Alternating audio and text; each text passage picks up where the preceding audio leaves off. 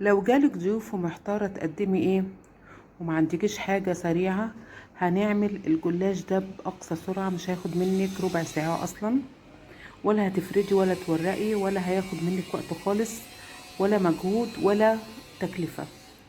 تمام، شايفين المنظر تحفة بجد، رائع جدا. بنشتريه من بره غالي جدا.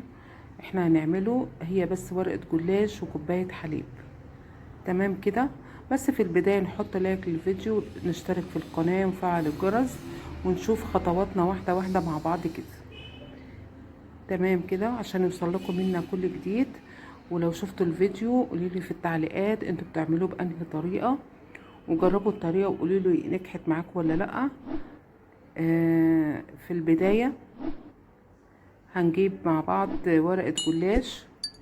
تمام، هنجيب الجلاش اللي هو مش عند السوبر ماركت، اللي هو عند بتوع الكنافة والناس اللي هي بتبيع الحاجات دي، بتبقى احسن وورقها صابح، وبتديكي نتيجة افضل، وما بتبقاش ناشفة، ويعني جميلة بجد وسعرها متهاوت. تمام كده. بعد ما سقينا الجلاش بتاعنا بالحليب وبعدين بالشربات، وهوريكم طبعا بنعمل الشربات ازاي. شايفين هو مورق ومقرمش ازاي؟ ايه رأيكم بقى؟ اهو تحفة بجد، الله على القرمشة، ريحة ونظافة وكل حاجة. هنجيب بقى كده حلة على النار، ونجيب كوباية سكر وكوباية مية. تمام كده. ونحط معلقة عسل جلوكوز عشان الشربات بتاعنا ما يسكرش. اهو بالشكل ده كده. لو ما عندكيش عسل جلوكوز مفيش مشكلة، بس اهم حاجة متقلبيش الشربات وهو على النار. انا دلوقتي بقلبه على البارد، بدوب كل المكونات قبل ما اولع عليه النار، ومسحت الحروف طبعا بتاعه الحله عشان ما يسكرش معايا. وسبته بقى يغلي كده 10 دقايق، وحطيت عصرة ليمونة كمان. واجيب بقى ورقة الجلاش زي ما انتوا شايفينها كده، لفها بفوطة نظيفة عشان ايه منشفش معايا. تمام كده. هجيب بقى الصينية بتاعتي، يفضل صينية مربعة مش مدورة عشان ما تفضليش ايه تقطعي فيه، بس هو في اي صينية طبعا بينفع.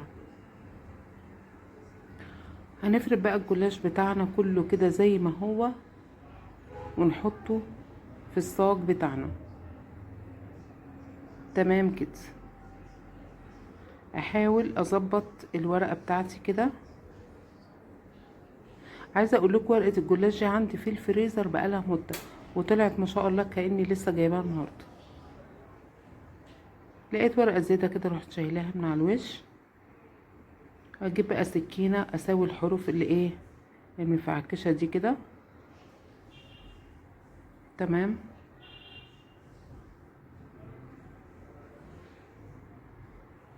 واروح ايه مقطعه الجلاش مربعات زي ما انتوا شايفين الشكل في اول الفيديو.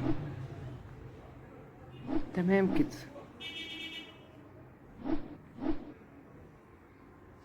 اللي لسه ما حطش اللايك يحط اللايك، يكتب لي كومنت بيتفرج عليا من انهي بلد. تمام. انا معاكم خطوه خطوه بالتفصيل عشان تعملوا ويديك نتيجه كويسه. يبقى احنا كده فردنا ورقه الجلاش بتاعتنا كلها في الصاج، ما فردناش ورقه ورقه ودهنا وخدنا بقى وقت ومجهود. احنا بنسهل ونيسر الامر، خاصة لما تكوني مستعجلة وفي الحر دوت. حتى ممكن تعمليها في مصيف، تاخديها كده معاكي على البحر كده، في لولادك يحلوا بيها، جميلة بجد ومش هتاخد منك اي وقت. تمام كده. عايزة تحشيها من النص، احشيها مكسرات، بس انا فضلتها سادة.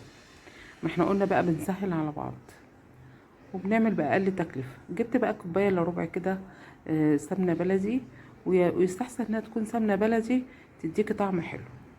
واسقي بقى الجلاش بتاعي كله كده مرة واحدة. تمام كده. ومن الحروف كده بالشكل ده كده. تمام. طبعا في الأثناء دي الفرن بتاعتي والعة على درجة حرارة 180 عشان تحط الجلاش، مش هياخد منك ربع ساعة أصلا. تمام كده. خلاص، بس وزعنا كده السمنة بتاعتنا في الصينية بالشكل ده. الوقت بقى همسك السكينة ووسع التقطيعة اللي انا قطعتها، عشان ايه؟ اضمن ان السمنة دخلت جوه الورقة كلها زي ما انتوا شايفين كده. تمام. عشان ايه؟ ما السمنة ما تعمش من فوق ويبقى من جوه الورق بتاعي مش مسقي.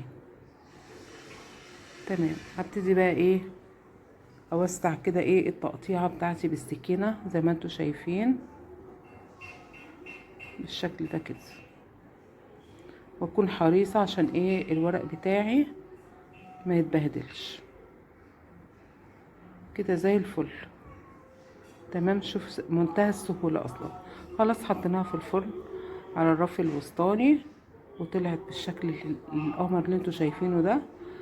حطيت بقى باكت فانيليا كده على كوبايه الا ربع حليب كده، بس كوبايه كبيره. تمام. وابتدي اسقي الجلاش وهو سخن بالحليب، اي نوع حليب عندك بقى. تمام. بس ما يكونش سخن، يكون كده بدرجه حراره الغرفه. تمام كده. وغطي بقى الجلاش لحد ايه ما يشرب الحليب بتاعي بالشكل ده كده. لو الطريقه عجبتكم قولولي في الكومنتات، لو عايزين الجلاش بطريقه تانية قولولي. تمام.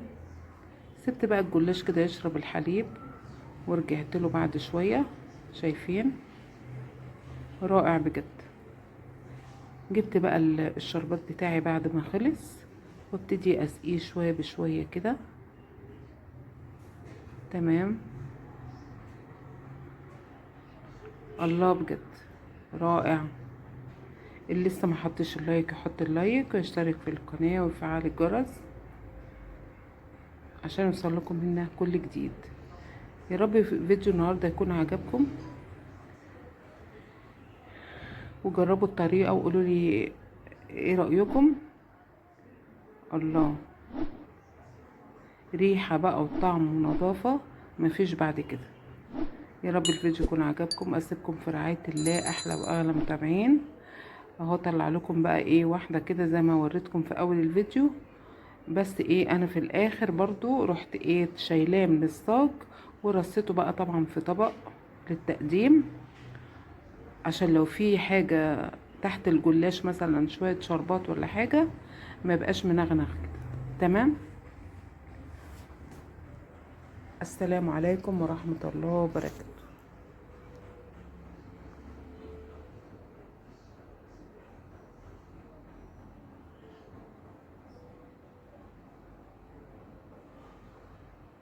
شايفين التوريقه يا جماعه؟